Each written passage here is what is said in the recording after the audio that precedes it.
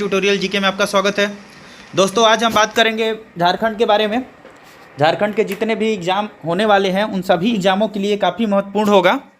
JPSC हो, Jharkhand SSC CGL हो, JSSC एलडीसीई हो, जो भी एग्ज़ाम होने वाले हैं सभी एग्ज़ामों के लिए काफ़ी महत्वपूर्ण होगा। और आपको पता ही है कि झारखंड का कोई भी एग्ज़ाम हो, कोई भी परीक्षा हो, उसमें झारखंड से क्वेश्चन जरूर रहता है। जैसे झारखंड सीजीएल में 40 नंबर जो रहेगा वो केवल स्पेशल झारखंड से रहेगा। तो झारखंड पढ़ना बहुत ज़रूरी है। तो चलिए शुरू करते हैं। झारखंड पहले बिहार में था और बिहार से ये 15 नवंबर 2000 को झारखंड अलग हुआ। इसकी स्थापना दिवस जो है झारखंड की वो 15 नवंबर को मनाई जाती है।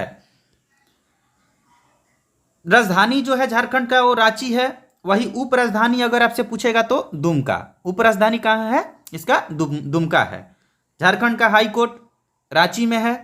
वही राजकीय भाषा जो है झारखंड का हिंदी है। और द्वितीय राजकीय भाषा की बात की जाए तो उर्दू है। और बिहार का भी द्वितीय राजकीय भाषा उर्दू ही है।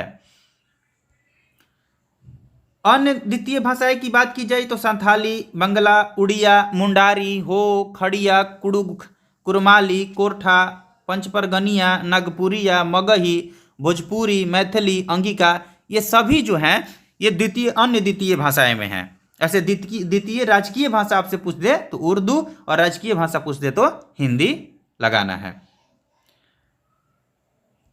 झारखंड के जो राजकीय पशु है वो हाथी है। और हाथी का जो साइंटिफिक नेम है वो एलिपस मैक्सिमस। एलिपस मैक्सिमस जो है हाथी का वैज्ञानिक नाम है, एलिपस मैक्सिमस। वही यहाँ का जो राजकीय पक्षी है वो कोयल है। कोयल कुकुलुस कैनोरस। कुकुलुस कैनोरस इसका साइंटिफिक नेम है। कभी कभी साइंटिफिक नेम भी पूछ देता है।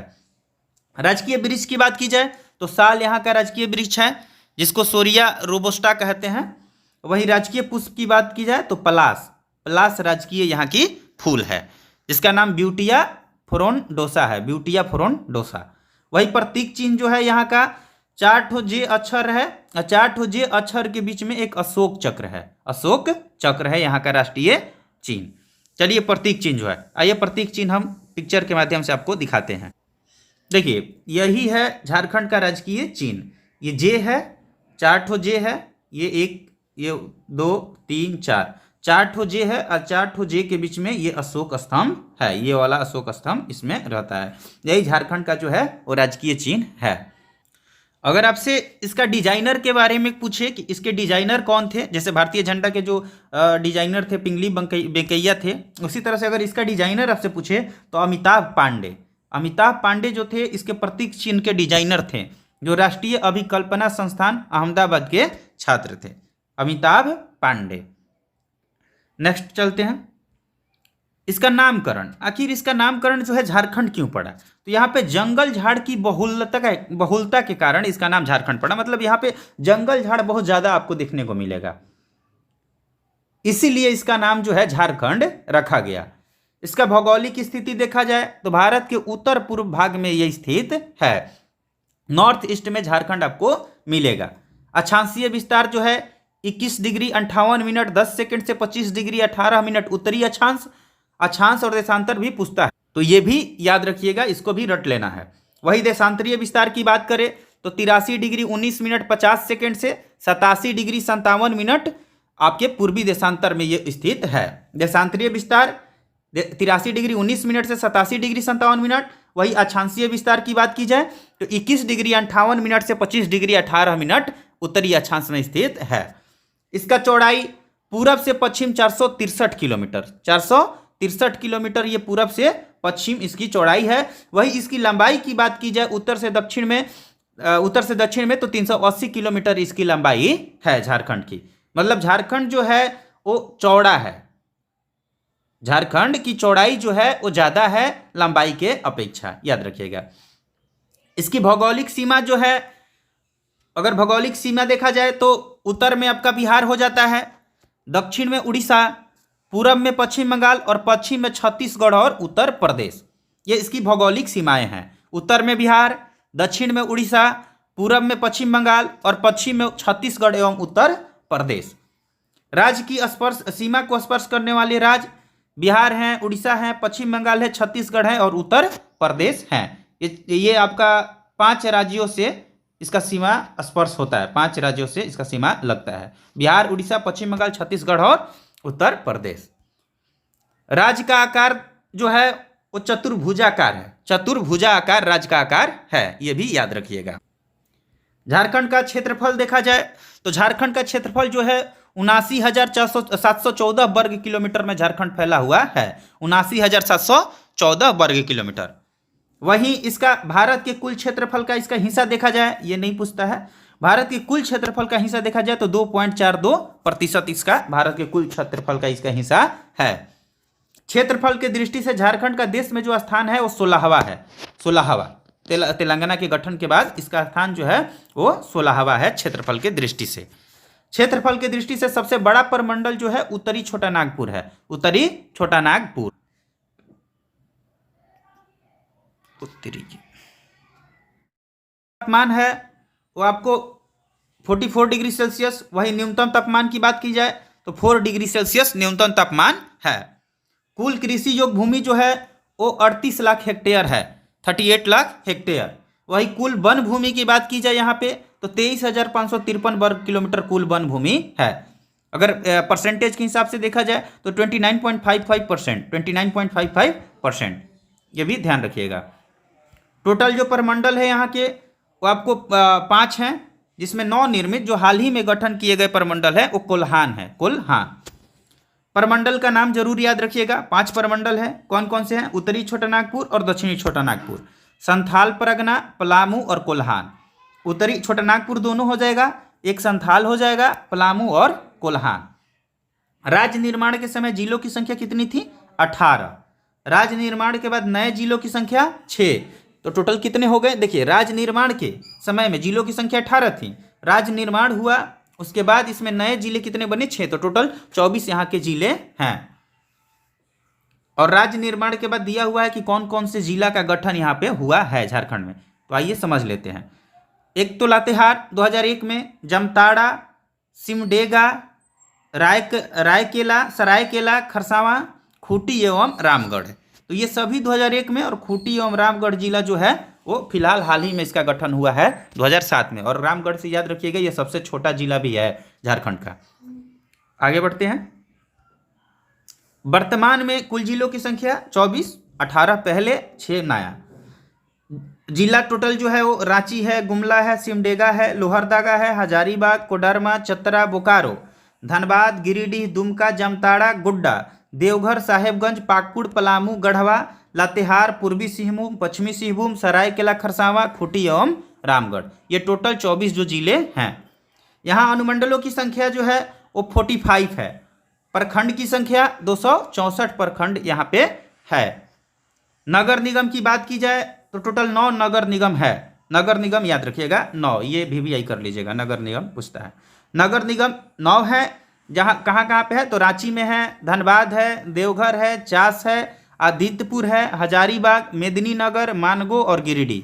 रांची, धनबाद, देवघर, चास, आदित्यपुर, हजारीबाग, मेदिनीनगर, मानगो एवं गिरिडीह, ये 9 जो हैं, जो 9 जगहों पे नगर निगम है, 9 शहरों में रांची के। जिला परिषद 24 जिले हैं तो जिला परिषद 24। वहीं जिला परिषद के सदस्य की संख्या 545 है। राज्य में महानगर की बात की जाए तो 2 राज्य में के महानगर हैं, यहाँ पे 2 जो हैं महानगर हैं। वहीं राज्य में कुल नगरों की संख्या की बात की जाए तो 228 राज्य में कुल नगर हैं और महानगर 2 हैं। अगर 2 महानगर पूछे आपसे कौन कौन है तो याद रखिएगा धनबाद और जमशेदपुर। धनबाद और जमशेदपुर जो है वो 2 महानगर यहाँ के हैं। राज्य में नगर कुल संख्या 228। यहाँ विधानसभा हेतु कुल सदस्यों की संख्या जो है वो 82 है। 82 विधानसभा के टोटल सदस्य हैं। वहीं विधानसभा में अनुसूचित जनजाति हेतु रिजर्वेशन की बात की जाए, अनुसूचित जनजाति एसटी का तो 28 सीटें हैं। वही एससी का बात किया जाए तो 9 हैं, 9। 28 एसटी के लिए रिजर्व सीटें हैं और 9 जो हैं एससी के लिए रिजर्व हैं, इसको भी ध्यान में रखिएगा। वही यहाँ पे लोकसभा हेतु सदस्य संख्या की बात की जाए तो 14 लोकसभा के सदस्य हैं और राज्यसभा के 6 सदस्य झारखंड से चुने जाते हैं, इसको भी ध्यान में रखिएगा। वहीं लोकसभा में आपके एसटी जो है, एसटी के लिए आरक्षित सीटें 5 है और लोकसभा में एससी के लिए आपके 1 सीटें हैं, सुरक्षित रखी गई हैं। लोकसभा और विधानसभा में यहाँ पे रिजर्व सीटें हैं एससी एसटी के लिए, वहीं राज्यसभा के लिए नहीं है। और यहाँ पे एक चीज़ और याद रखिएगा, विधान परिषद नहीं है। विधान परिषद 6 ही राज्यों में है, वो आपके उत्तर प्रदेश, बिहार, महाराष्ट्र, कर्नाटका, आंध्र प्रदेश और तेलंगाना, यही 6 राज्यों में, इन्हीं 6 राज्यों में विधान परिषद है और बाकी राज्यों में विधान परिषद नहीं है। तो लोक सबसे बड़ा संसदीय क्षेत्र जो है झारखंड का सिंहभूम है, सिंहभूम। वहीं सबसे छोटा संसदीय क्षेत्र का बात किया जाए तो चतरा, सबसे बड़ा सिंहभूम और सबसे छोटा जो है वो चतरा है।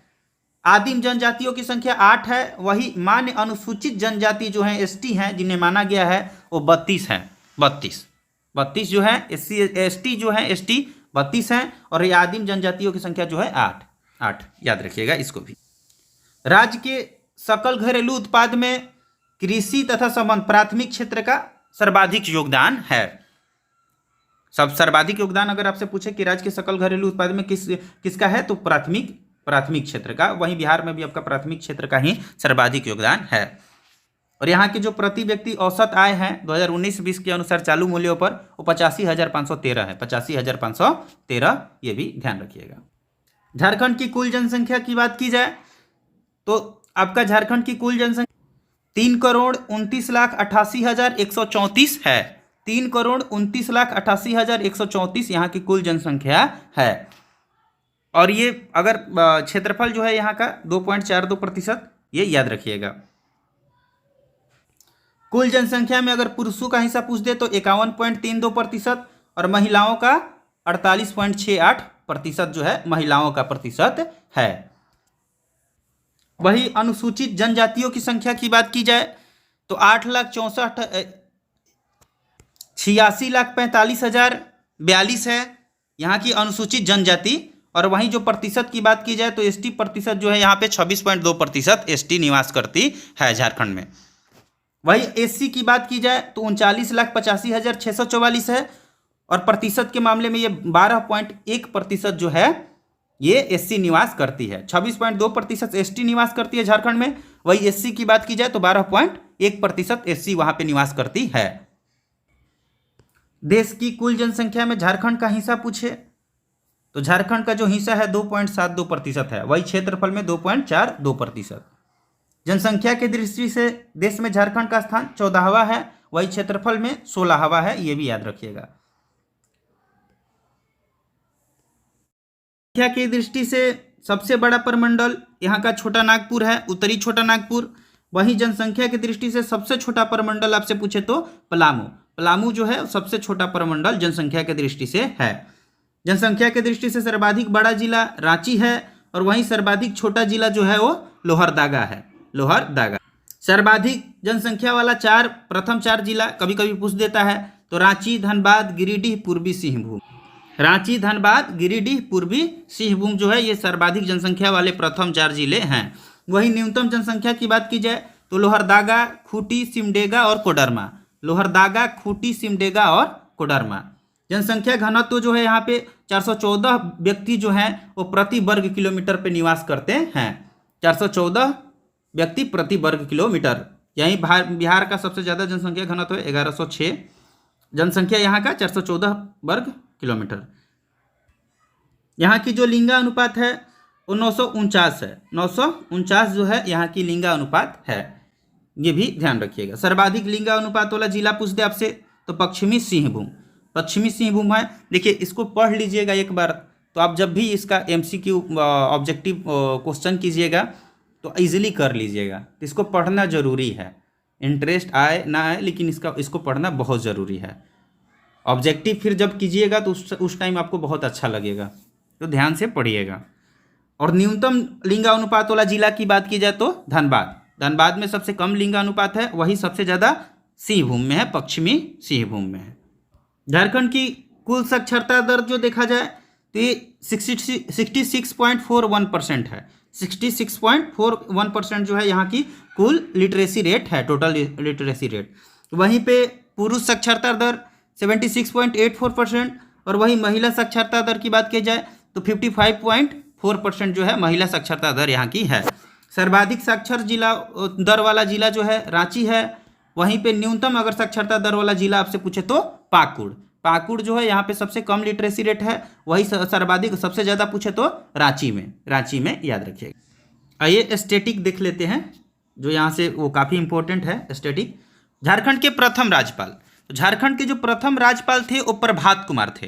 प्रभात कुमार झारखंड के प्रथम राज्यपाल थे।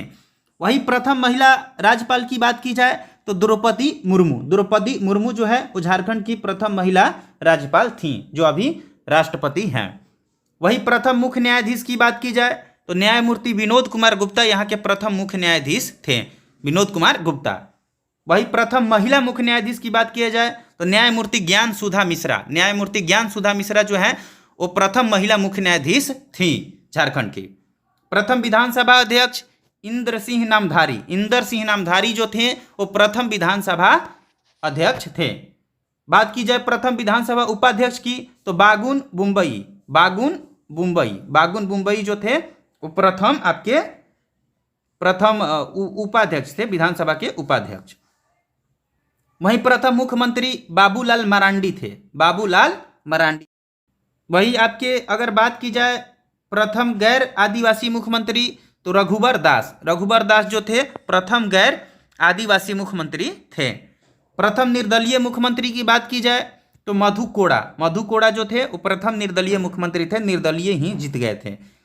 प्रथम महिला कैबिनेट मंत्री जोबा मांझी। वही प्रथम विपक्ष के नेता स्टीफन मरांडी जो थे वो प्रथम विपक्ष के नेता थे।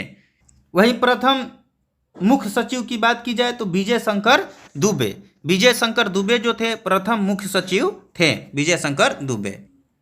प्रथम पुलिस महानिदेशक जो थी वो शिवाजी महान कैरे प्रथम पुलिस महानिदेशक थी। वहीं प्रथम अधिवक्ता की बात की जाए तो मंगलमय बनर्जी जो थे यहाँ के प्रथम महाधिवक्ता थे।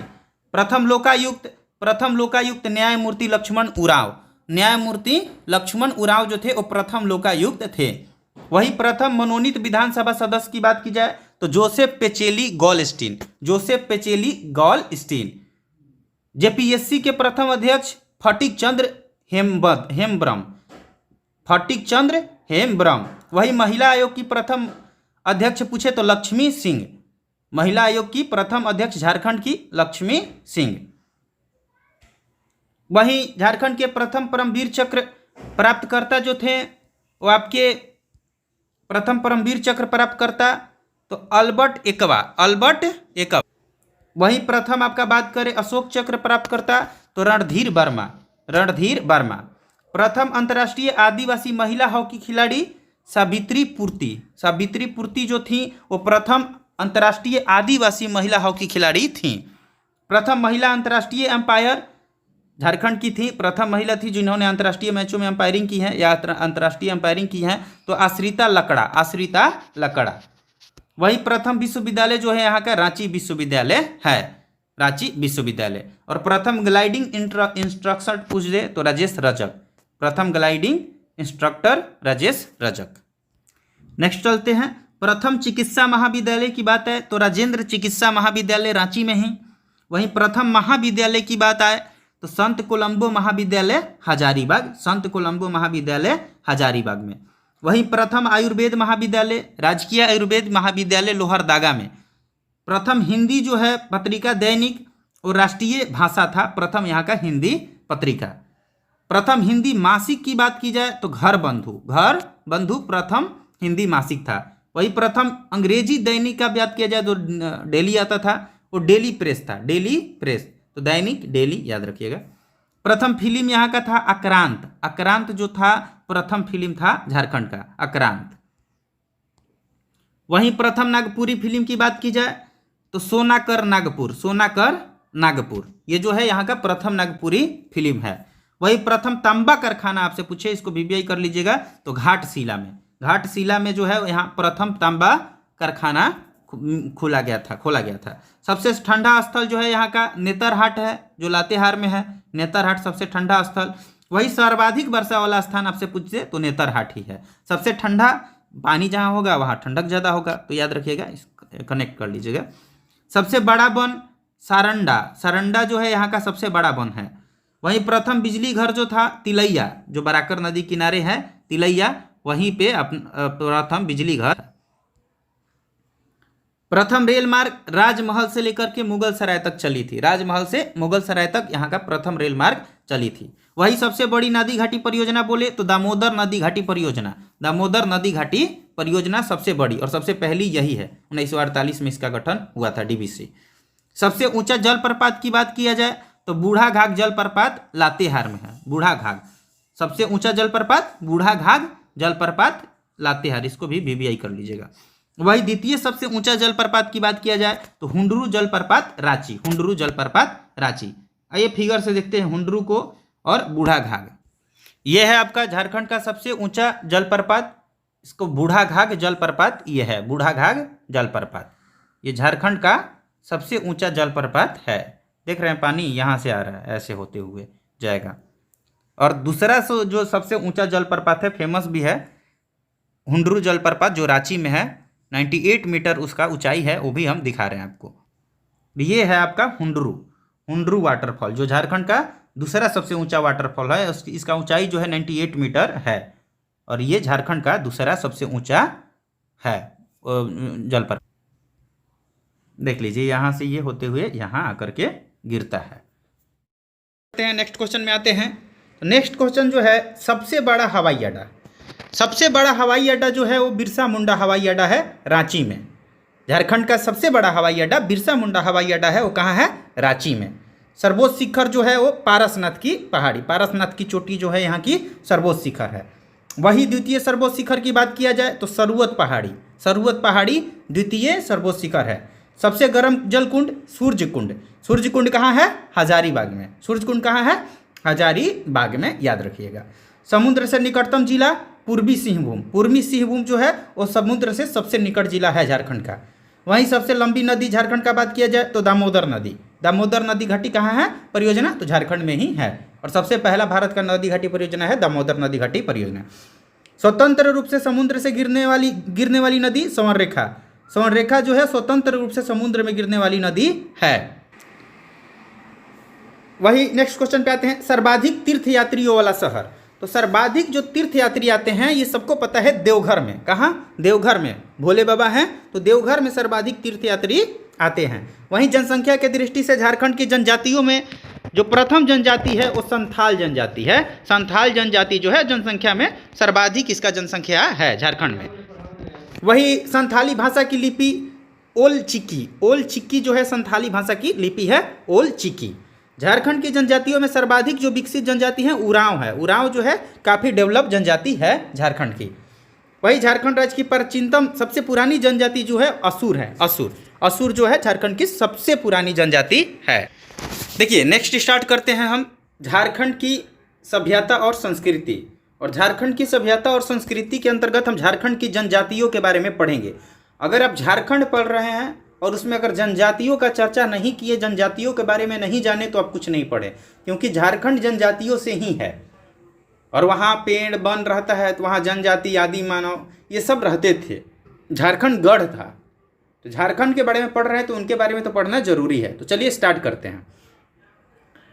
भारतीय राष्ट्रीयता की आत्मा जिन विभिन्न सामाजिक तत्वों पर आधारित है उनमें से सर्वदेशीय प्रमुख तत्वों के अतिरिक्त झारखंड का एक विशिष्ट तत्व है जनजातीय सभ्यता एवं संस्कृति। झारखंड जो है वो जनजातीय सभ्यता के लिए जाना जाता है। जनजातीय सभ्यता, झारखंड का नाम ही आता है तो जनजाति दिमाग पे झलकने लगता है। और वहाँ के अधिकतर मैक्सिमम जो मुख्यमंत्री रहे हैं जनजाति से ही रहे हैं। अभी हेमंत सोरेन है तो एसटी ही है, जनजाति ही है, आदिवासी से बिलोंग करते हैं। और प्रथम गैर जनजाति या आदिवासी पूछे तो आपको रघुबर दास थे जो प्रथम गैर आदिवासी मुख्यमंत्री बने हैं। तो झारखंड जनजाति से, और जनजाति जो है वो उनका एक अलग ही कल्चर होता है, संस्कृति होता है, वो उनका मतलब सब कुछ आपको बढ़िया तरीके से मिलेगा। झारखंड का इतिहास जो है वो पूरा पाषाण काल से ही है। यहाँ पूरा पाषाण काल से ही आपको जनजातियों का आवास मिल जाएगा। प्रमुख जनजाति का उल्लेख है। झारखंड की अनेक जनजातियों का उल्लेख जो है हिंदू पौराणिक ग्रंथों में, इसे पौंडरिक देश के नाम से भी झारखंड को जाना जाता था। महाभारत में इसका चर्चा है, पौंडरिक देश। तो पौंडरिक देश के नाम से झारखंड को ही जाना जाता था। झारखंड की जनजातियों को आदिवासी, आदिम जाति, वनवासी, गिरिजन सहित अन्य कई नामों से पुकारा जाता है। ये जितने नाम हैं वो सब झारखंड की जनजातियों को पुकारा जाता है। वहीं जो आदिवासी आपको शब्द मिलेगा, तो आदिवासी शब्द का शाब्दिक अर्थ ही होता है आदिकाल से रहने वाले जो लोग, जो शुरू से ही रहते आ रहे हैं, उन्हें ही आदिवासी कहा जाता है। सर्वाधिक प्रचलित है। और इस धरती पे सबसे पहले कोई आया था तो ये आदि मानव, ये आदिवासी ही आए थे। झारखंड में 32 प्रकार की जनजातियां पाई जाती हैं, 32 प्रकार की। इसको VBI कर लीजिएगा, इसको याद रखिएगा, 32 प्रकार की, जो कि संविधान के अनुच्छेद 342 के अंतर्गत राष्ट्रपति द्वारा अधिसूचित है। अनुच्छेद जो 42 है वो जनजातियों के बारे में ही बताता है। तो ये सब रजिस्टर्ड जनजाति हैं। झारखंड में 24 जनजाति प्रमुख जनजाति के श्रेणी में आती हैं, जबकि वही 8 जो जनजातियां हैं वो आदिम जनजाति के श्रेणी में रखा गया है। उनको आदिम मतलब आदिकाल से, जैसे कि बिरहोर हो गया, कोरवा, असुर, असुर सबसे पुराना है जनजाति, परहरिया, बिरजिया, सौरिया, पहाड़िया, माल पहाड़िया तथा सब्बर। ये जो जनजातियां हैं वो आदिम जनजाति हैं, आदिकाल से ही रहते आ रहे हैं, तो इसको भी ध्यान में रखना है। वही 2011 की जनगणना के अनुसार बात किया जाए तो राज्य की जनजातियों की कुल संख्या 46,45,042 है, जो यहाँ की कुल जनसंख्या के 26.2% है। इसको भी ध्यान में रखिएगा, इसको VBI कर लीजिएगा।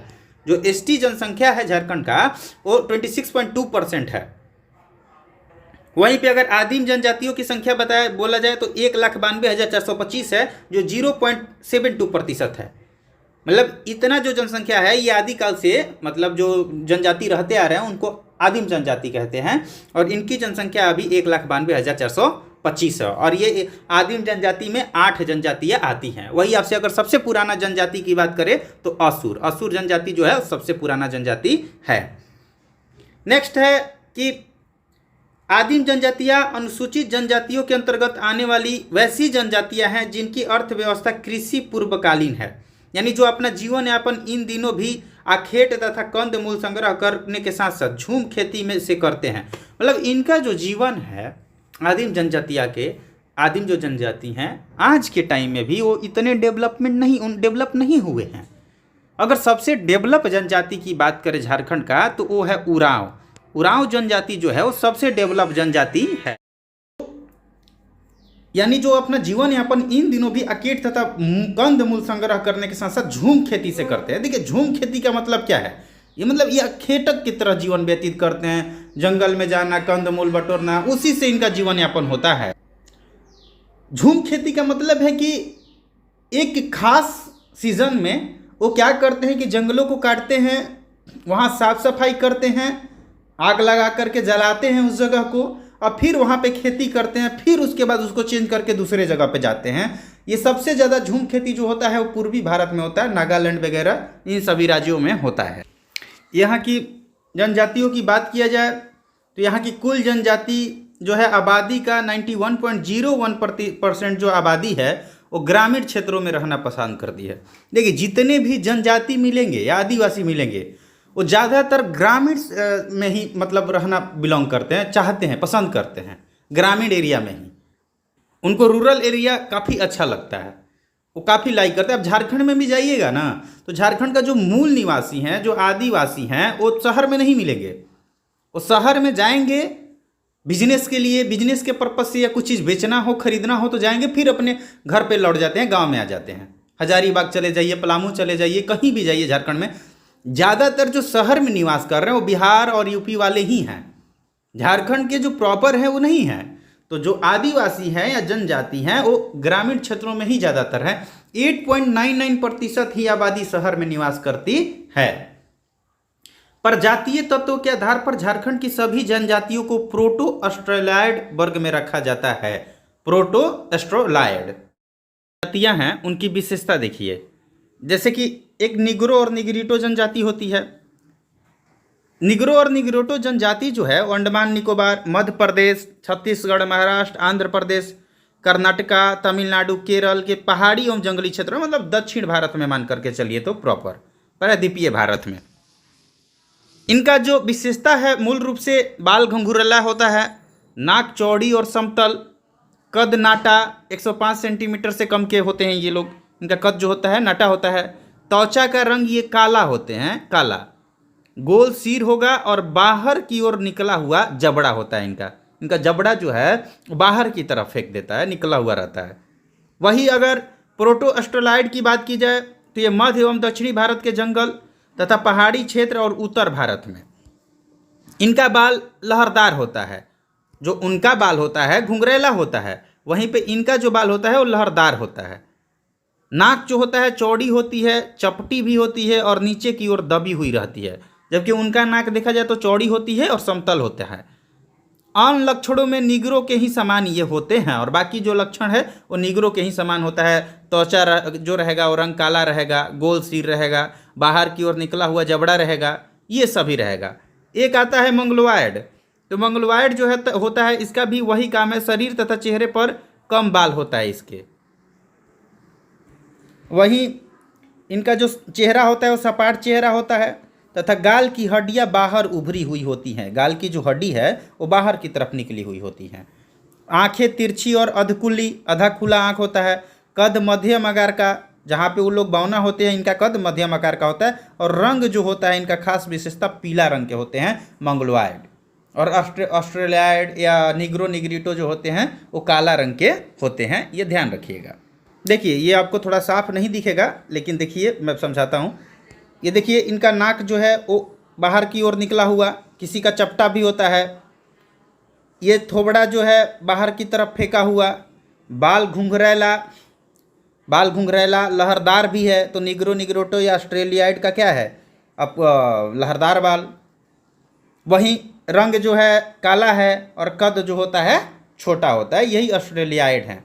और निग्रिटो भी सेम ही है, कुछ मामलों में थोड़ा सा अंतर है। तो ये समझ गए प्रोटो ऑस्ट्रेलॉइड क्या है। तो यही संथाल जनजातीय झारखंड की जो लगभग जनजातियां हैं वो प्रोटो ऑस्ट्रेलॉइड ही हैं, प्रोटो ऑस्ट्रेलॉइड। गिरियर्सन ने झारखंड क्षेत्र की जनजातीय भाषा को ऑस्ट्रिक या मुंडा भाषा और द्रविड़ियन समूहों में बांटा है। मतलब एक गिरियर्सन थे अंग्रेज, उन्होंने झारखंड क्षेत्र की जो जनजातीय भाषा है ना उसको ऑस्ट्रिक या मुंडा भाषा कहते हैं और द्रविड़ियन समूह में बांटा है। द्रविड़ दक्षिण भारत के लोगों को द्रविड़ कहा जाता है, जैसे कि नागर शैली, बेसर शैली, द्रविड़ शैली, ये मंदिर की शैली भी हैं। तो द्रविड़ आपका दक्षिण भारत की मंदिर का शैली है। उत्तर भारत का मंदिर का शैली पूछेगा तो नागर। वही मध्य भारत की जो मंदिर का शैली है वो बेसर है। अधिकांश जनजातीय भाषाएं ऑस्ट्रिक समूह की हैं। ठीक है, झारखंड की जितना भी जनजाति है समूह पूछेगा तो प्रोटो ऑस्ट्रेलॉइड, या सब भाषा पूछेगा तो ऑस्ट्रिक मार दीजिएगा। सिर्फ उरांव जनजाति की कुडुख भाषा और माल पहाड़िया एवं सोरिया पहाड़िया की मालतो भाषा द्रविड़ समूह की मानी जाती है। देखिए इन लोगों का ऑस्ट्रिक है, लेकिन एक उरांव जनजाति है जो झारखंड की सबसे डेवलप जनजाति है। तो उरांव जनजाति की जो है वो कुडुख भाषा और माल पहाड़िया एवं सोरिया पहाड़िया की मालतो भाषा द्रविड़ समूह की मानी जाती है। मतलब इनकी जो भाषा है ना वो द्रविड़ समूह की मानी जाती है, बाकी ये जो है ऑस्ट्रिक समूह की है अधिकांश जनजातियों की। झारखंड की जनजातियां श्रीलंका की बेदा तथा ऑस्ट्रेलिया के मूल निवासियों से काफ़ी हद तक मिलती जुलती है, क्योंकि वो ऑस्ट्रेलिया के भी प्रोटो ऑस्ट्रेलॉइड ही है तो उनसे मिलती जुलती है। झारखंड की प्रत्येक जनजाति के अपने अपने धार्मिक कर्मकांड, सामाजिक आचार विचार, विधि विधान, परिवार, गोत्र, जन्म, मृत्यु, संस्कार, मतलब ये जितने भी जातियाँ 32 प्रकार की जनजातियाँ हैं तो उनका सबका अपना अलग अलग सारा विधान है, कल्चर है। देखिए जनजातियों से संबंधित शब्द बहुत पूछता है। जैसे जनजातीय गांव में कुछ विशिष्ट संस्थाएं होती है जो इनकी संस्कृति को विलक्षणता प्रदान करती हैं। जो जनजातीय गांव होती हैं वहाँ कुछ विशिष्ट संस्थाएं होती हैं, महत्वपूर्ण संस्था होती है विशेष प्रकार की। जैसे कि गांव के बीच में अखाड़ा होता है। अखाड़ा को नाच का मैदान एवं पंचायत स्थल को ये लोग अखाड़ा बोलते हैं। जो नाच का मैदान है या पंचायत स्थल है उसको क्या बोला जाता है जनजातीय भाषा में, अखाड़ा। वहीं गांव में सरना जो है पूजा स्थल को सरना कहा जाता है, पूजा स्थल को सरना। वही नाच का मैदान और पंचायत स्थल को क्या कहा जाता है, अखाड़ा। जनजातीय गांव की एक अन्य प्रमुख विशेषताएं युवा गिरी जो शिक्षण प्रशिक्षण जो संस्था है उसको युवागिरी कहा जाता है, युवागिरी। तो जितना भी शब्द है इसको नोट कर लीजिएगा। शिक्षण प्रशिक्षण संस्था को युवागिरी कहा जाता है। उरांव जनजाति में इसे धुमकुड़िया और मुंडा असुर कोरो जनजाति में गीतियोड़ा के नाम से जाना जाता है। युवागिरी को उरांव जनजाति में इसे धुमकुड़िया युवागिरी को उरांव जनजाति क्या कहते हैं, धुमकुड़िया। और मुंडा असुर और कोरा जनजाति जो है इसे गीतियोड़ा के नाम से जानते हैं।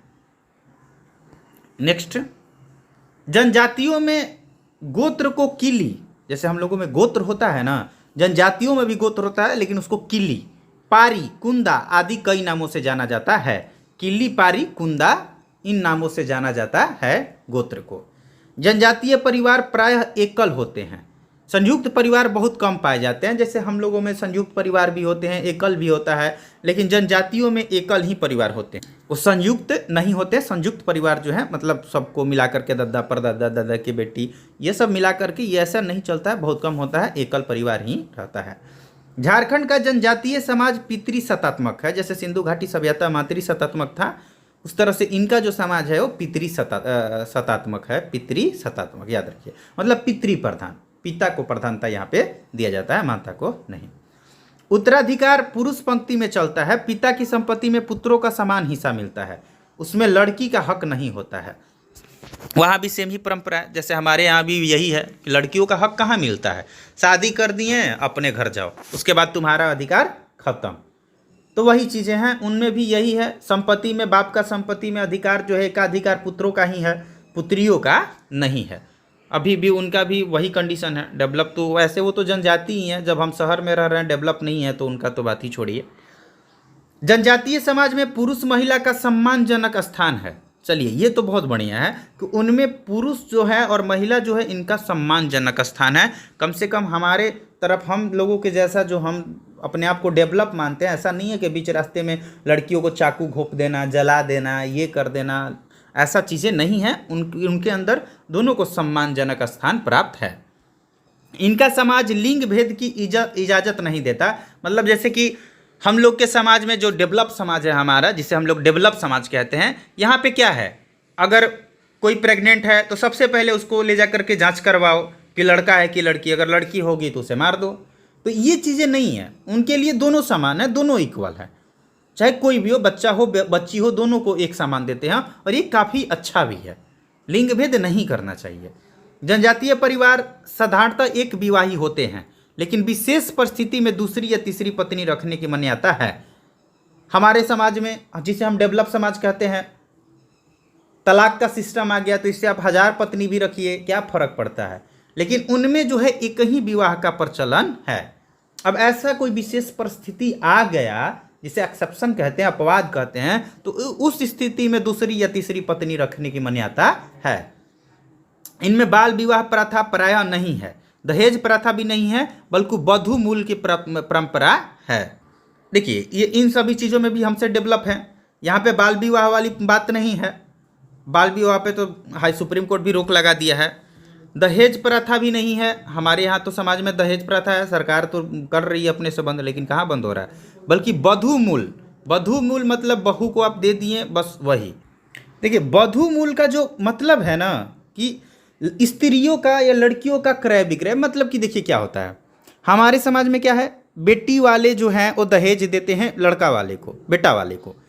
लेकिन यहाँ पे उल्टा होता है, लड़का वाला जो बर वाला है वो पैसा देता है वधू वालों को, जिनकी बेटियां हैं उनको पैसा दिया जाता है, उनसे बेटी को लिया जाता है, उनको दहेज दिया जाता है बेटी को। तो ये चीज़ें अच्छी हैं वहाँ पे कि भाई हम लड़की वालों को पैसा देंगे, लड़का वालों को पैसा देने की ज़रूरत नहीं है। यही है वधू मूल। वधू मूल विभिन्न जनजातियों में अलग अलग नाम से जाना जाता है। इसको MBBI कर लीजिएगा, पूछ सकता है।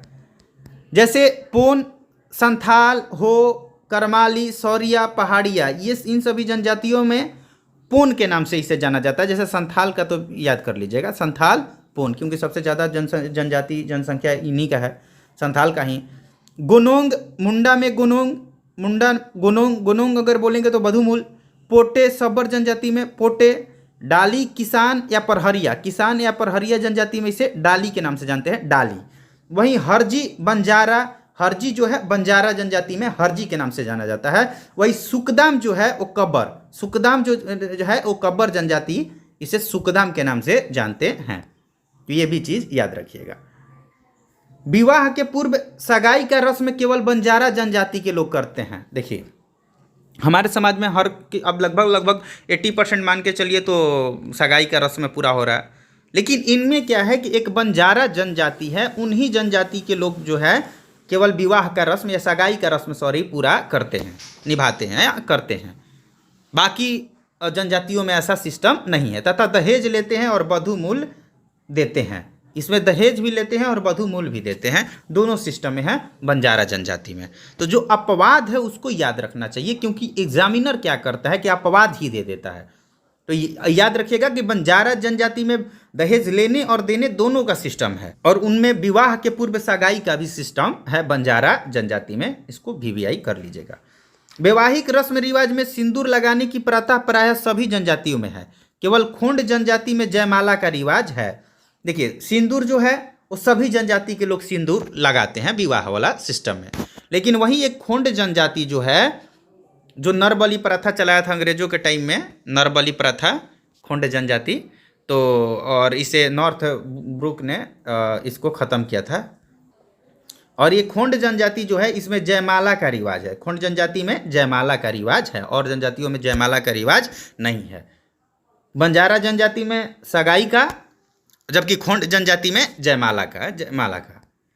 जनजातियों में विवाह के रस्म पुजारी यथा पाहन, देवरी, नाई आदि द्वारा संपन्न कराए जाते हैं। कुछ जनजातियों में विवाह ब्राह्मण कराते हैं। यहाँ विवाह का रस्म जो है पुजारी भी करवाते हैं, यथा पाहन, देवरी, नाई सब संपन्न करवा सकते हैं, जबकि कुछ जनजाति में केवल विवाह ब्राह्मण ही कराते हैं। कृषि जनजाति ये अर्थव्यवस्था का मूल आधार है, मतलब यहाँ पे जनजाति का मूल अधिकार जो है, मूल आधार जो है, बेस कृषि ही है, कृषि जो है यहाँ का मूल आधार है। किंतु जीविकोपार्जन के अन्य साधन जैसे वनोत्पाद, शिकार करना, शिल्पकारी, पशुपालन और मजदूरी को भी अपनाया जाता है। लेकिन अब इसके अलावा जो है वो वन के जितने भी प्रोडक्ट हैं, जंगल प्रोडक्ट, फॉरेस्ट प्रोडक्ट, उसको लेना, फिर शिकार करना, शिल्पकारी, ये सब भी ये मजदूरी भी करते हैं। जनजातियों का प्राचीन धर्म सरना धर्म है, सरना, और सरना पूजा स्थल को भी कहा जाता है। इसमें प्रकृति पूजा प्रमुख है, इसमें प्रकृति का पूजा किया जाता है जनजातियों में। इनके अधिकांश पर्व कृषि और प्रकृति से जुड़े होते हैं। सरहुल, कर्मा, सोहराई यहाँ के मुख्य पर्व है, और ये सभी जो पर्व है कृषि और प्रकृति से जुड़े हुए हैं। इनमें कोई मतलब मुख्य रूप से कोई देवी या देवता का पूजन नहीं होता है, बल्कि कृषि और प्रकृति से होता है, जिनसे इनका जीविकोपार्जन होता है, उन्हीं को ये लोग पूजा करते हैं। नेक्स्ट चलते हैं। देखिए अगर आप लोग को अच्छा लग रहा है तो चैनल को सब्सक्राइब जरूर कर दीजिएगा, ताकि मेरे को मोटिवेशन मिले। अधिकांश जनजातियों के सर्वोच्च देवता जो हैं वो सूर्य हैं, क्योंकि सूर्य से भी प्रॉफिट होता है। अगर सूर्य ना हो तो पेड़ पौधे नहीं होंगे, फिर ऑक्सीजन नहीं होगा, फिर हम मर जाएंगे। जिसे संथाल, मुंडा, असुर, भूमिज आदि, सिंगबोंग, हो, सिंगी, माल पहाड़िया, बेरू, महली सूरजी देवी, सबर, युंडुंग, सुम, खोंड, बेलापुन नाम से पुकारते हैं। जिसे जैसे देखिए अधिकांश जनजातियों के जो सर्वोच्च देवता हैं वो सूर्य भगवान हैं। जिसे जो संथाल हैं, मुंडा हैं, असुर हैं, भूमिज हैं, ये सब जो भी जनजातियां हैं, सूर्य को, सन को सिंगबोंगा कहते हैं, या हो सिंगी कहते हैं, या फिर माल पहाड़िया, बेरू, महली सूरजी देवी, सबर, यूडिंग, सूम, खोंड, बेलापुन, इन सभी नामों से पुकारते हैं सूर्य को। तो ये भी चीज़ याद रखिएगा, नाम पूछ सकता है कि सूर्य का अन्य नाम क्या है जनजातीय भाषा में।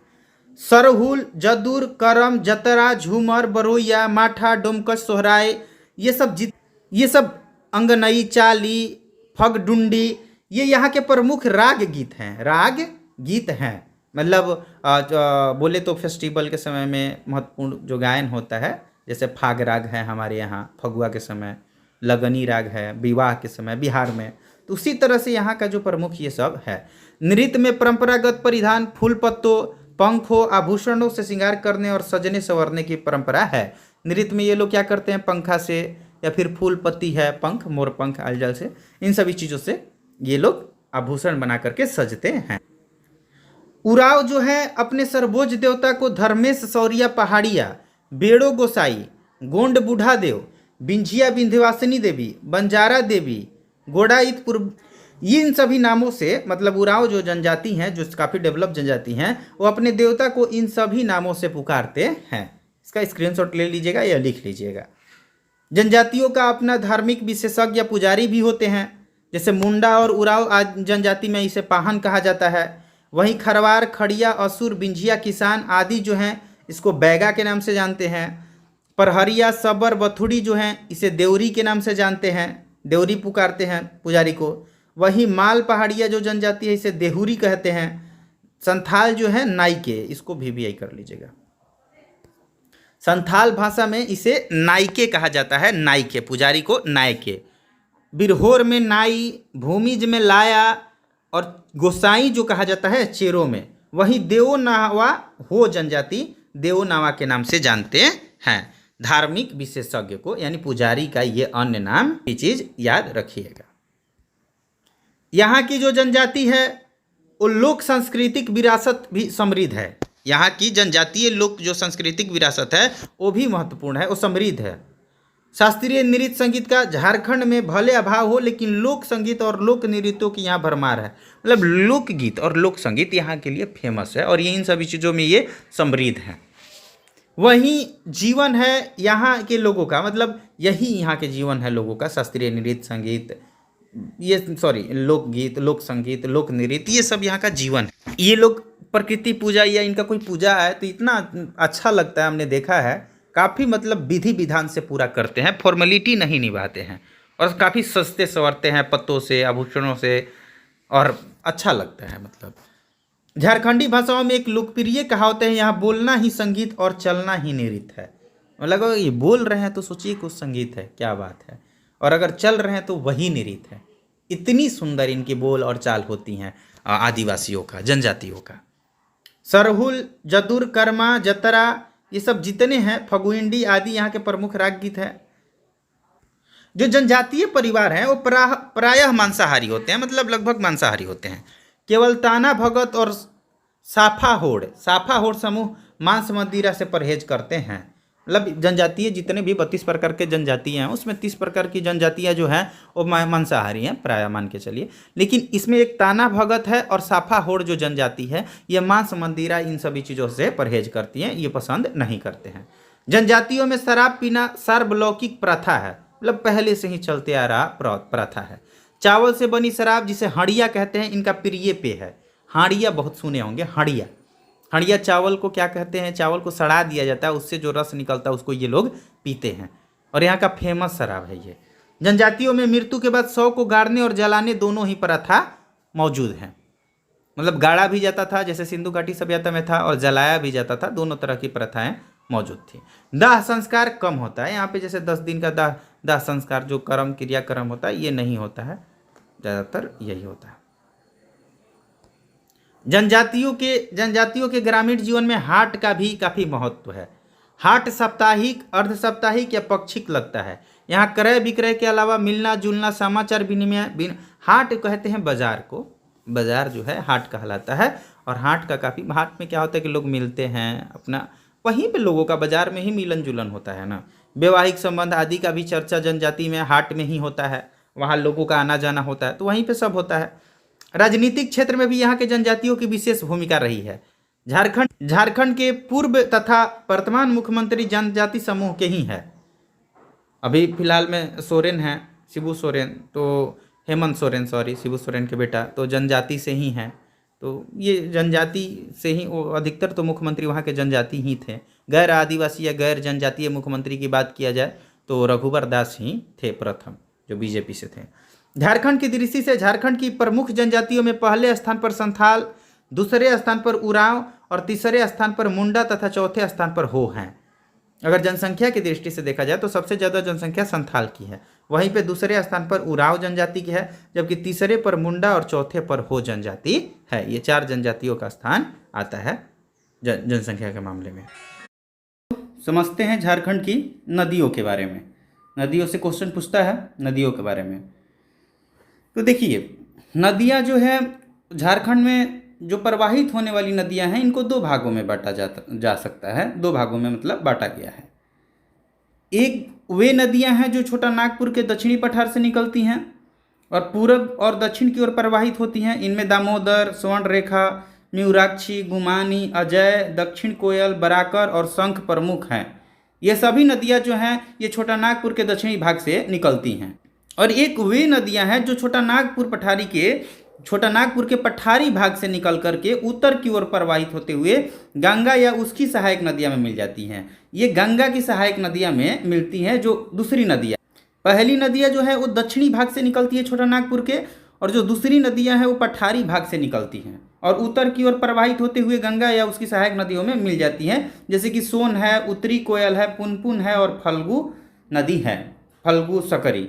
ये सभी नदियाँ जो हैं ये गंगा या उसके सहायक नदियों में मिलती हैं।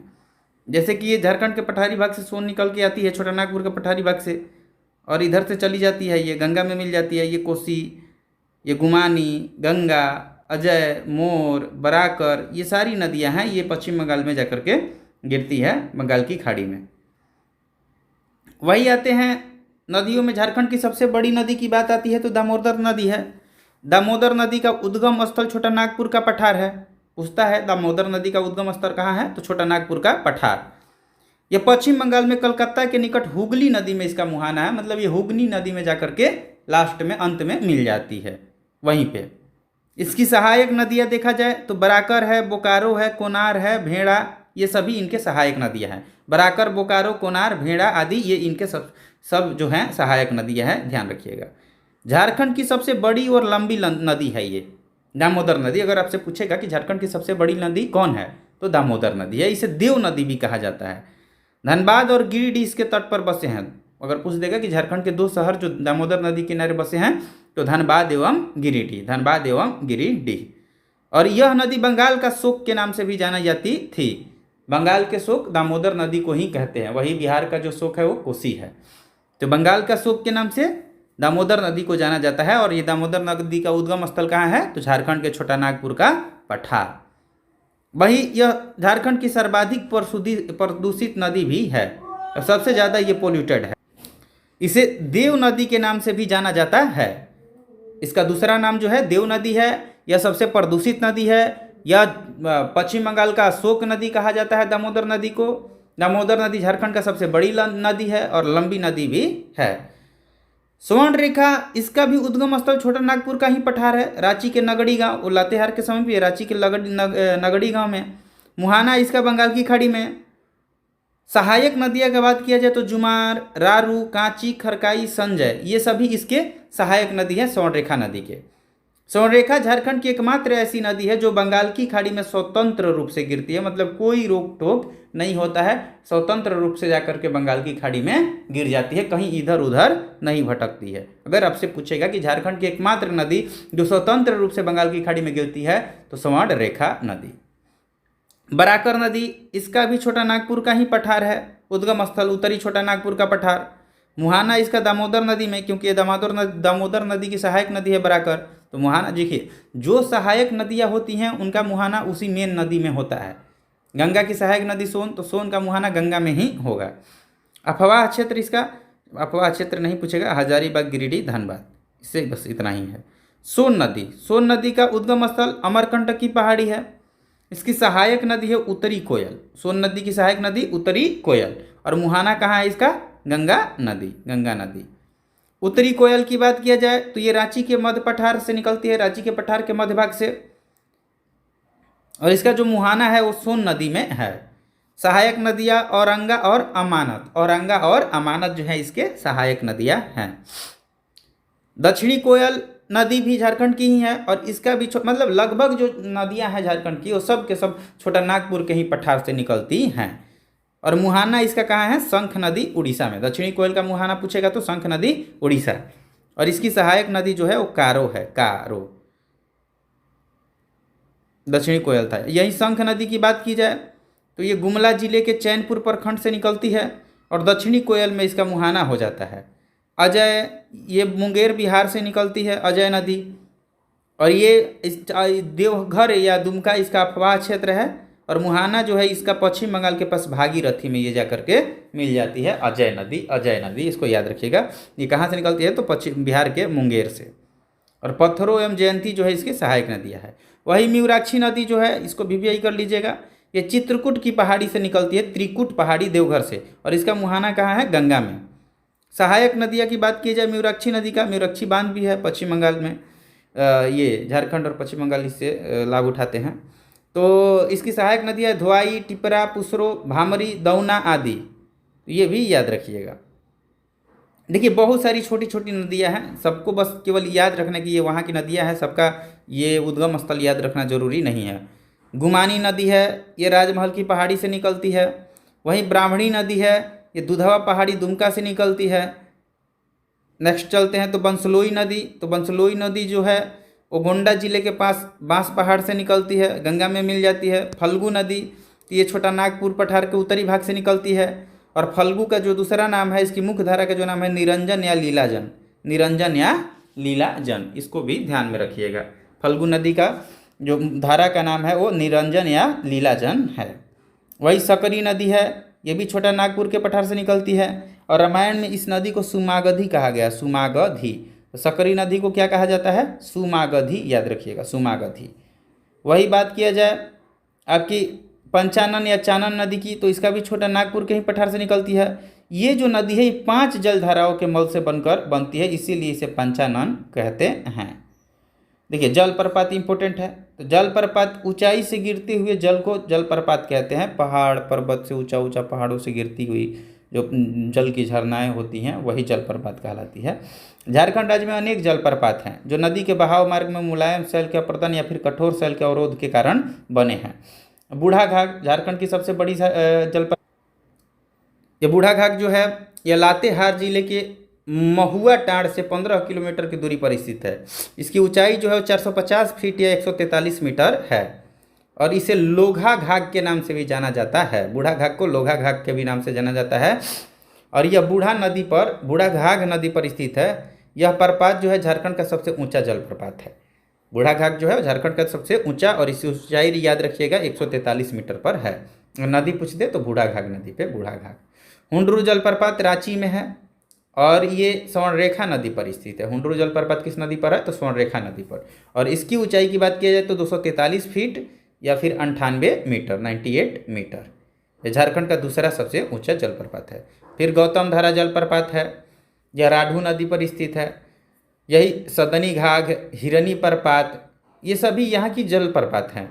गौतम घाघ जो है झारखंड, घघरी जलप्रपात, मोतीझारा जलप्रपात, रजरप्पा प्रपात, ये सभी जलप्रपात वहीं का है। पंचघाघ, दसम प्रपात, उसरी प्रपात, घंग घाघ, ये सब झारखंड। उसरी, गुरसेंघू प्रपात, धारागिरी प्रपात, तो ये सभी क्या है? झारखंड के जलप्रपात हैं। एक बार रिपीट कर लेते हैं। बूढ़ा घाघ, हुंडरू, गौतम धारा, सदनी घाघ, हिरनी प्रपात, घाघरी जलप्रपात, मोतीझारा, रजरापा प्रपात, पंचघाघ प्रपात, दसम प्रपात, उसरी प्रपात, गुरसेंधु प्रपात और धारागिरी प्रपात, ये सभी यहाँ के प्रमुख जलप्रपात हैं। राज्य के अन्य जलप्रपात में आपका तिरु प्रपात, इसको आप लिख लीजिएगा कहीं या फिर स्क्रीनशॉट ले लीजिएगा। ये सभी जो जलप्रपात हैं ये राज्य के अन्य जलप्रपात हैं, ये भी याद रखिएगा। गर्म जलकुंड पूछता है, तो जहाँ भूमिगत जल स्तर तथा धरातल का प्रतिच्छेदन होता है वहाँ धरती का जल बाहर निकलने लगता है, जिसे गर्म जलकुंड कहा जाता है। जो गर्म जलकुंड है इसका संबंध भूगर्भ में स्थित रेडियो सक्रिय खनिज या मृत जलवायुमुखी से ज्वालामुखी से है। मान लीजिए कोई ज्वालामुखी है वो डेड है, तो वो देखिए ज्वालामुखी का नेचर ही होता है गर्म, तो उसी से इसका संबंध होता है, इसीलिए यह क्या होता है? गर्म होता है।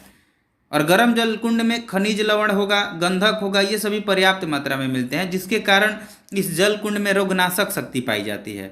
अगर आप इसमें नहाते हैं तो मतलब कई सारी रोगों के लिए ये बेनिफिट होता है, मतलब उसमें काम करता है। देखिए कौन सा गर्म जलकुंड किस जिला में स्थित है या शहर में स्थित है झारखंड के, इसको ध्यान में रखिएगा। तो सूर्यकुंड जो है हजारीबाग जिले में स्थित है, और यह झारखंड का सर्वाधिक गर्म जलकुंड है सूर्यकुंड। तेतुलिया यह धनबाद में स्थित है, दामोदर नदी के तट पर। तातापानी लातेहार जिला में। दुआरी चतरा जिला। कावा हजारीबाग जिला। ततलोई दुमका में। वही आपका बात किया जाए चरक खुर्द तो टुंडी से 10 किलोमीटर के दूरी पर बसे चरक खुर्द गांव में। झरिया पानी दुमका जिला के गोपी कांदर के पास, वही तापाता पानी दुमका में। रानी बहल दुमका सूरी मार्ग पर। हरहद हजारीबाग जिले में। नूनबिल जो है वो दुमका में ही स्थित है। वही आपका भूमका का बात किया जाए तो भूमका रानी बहल के निकट। बरमसिया, सुसुम पानी, बारा झरना, शिवपुर सोता और लाडलाऊ दह, ये सभी जो हैं प्रमुख गर्म जल कुंड है। एक बार रिकॉल कर लेते हैं। सूर्यकुंड, तेतुलिया, ततापानी। सूर्यकुंड, तेतुलिया, ततापानी। दुआरी कावा ततलोई। चरक खुर्द, झरिया पानी, तापत पानी। रानी बहल हरहद नूनी बिल। वही भूमिका बरमसिया, सुसुम पानी, बारा झरना। भूमिका बरमसिया, सुसुम पानी और बारा झरना। शिवपुर तोता, लाडलाऊ दह, ये सारी जो हैं ये गर्म जल कुंड हैं झारखंड के। तो इस वीडियो में इतना ही। नेक्स्ट वीडियो में हम कोशिश करेंगे कि झारखंड का और जो बचा हुआ चीज़ें हैं वो कंप्लीट करवा दूंगा, और फिर अगले वीडियो से क्वेश्चन आंसर मैं सेंड करना स्टार्ट कर दूंगा, मतलब MCQ फॉर्मेट में ला दूंगा। प्रैक्टिस कर लीजिएगा, और वीडियो अच्छा लगेगा तो सब्सक्राइब जरूर कर दीजिएगा। धन्यवाद।